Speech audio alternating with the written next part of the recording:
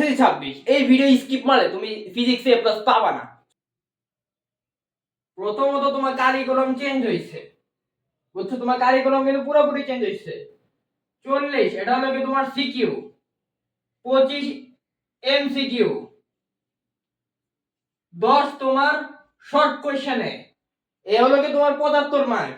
বিগত বছরগুলোতে এটা 50 ছিল, এটা 25 ছিল, শর্ট কোশ্চেন ছিল না, কিন্তু তোমাদের শর্ট কোশ্চেন নতুন সংযোজন। তোমাদের সিলেবাস মাত্র মাত্র এই কয়েকটা চ্যাপ্টার, 1 2 3 4 7 8 আর 10, মাত্র 7টা চ্যাপ্টার তোমাদের। খুবই সোজা, খুবই সিম্পল। তুমি কিভাবে এ প্লাস পাবে আমি তোমাদের এখনই বলে দিচ্ছি। প্রথমত তুমি এমসিকিউর জন্য টেস্ট পেপার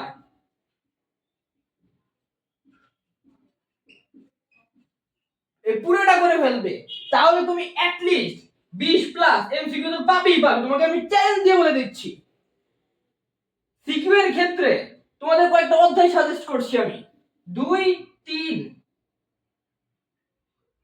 4 7 10, এই 5টা অধ্যায় পড়ে গেলে তুমি ইনশাআল্লাহ 35 নাম্বার অ্যাটলিস্ট পাবে।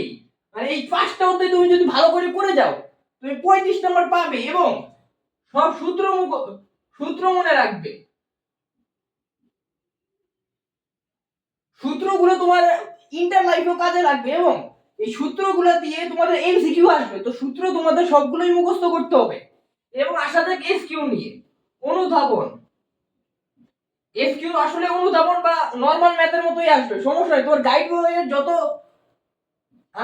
যত শীর্ষস্থানীয় টেস্ট পরীক্ষা যারা দিয়েছে, কলেজ না সরি স্কুল,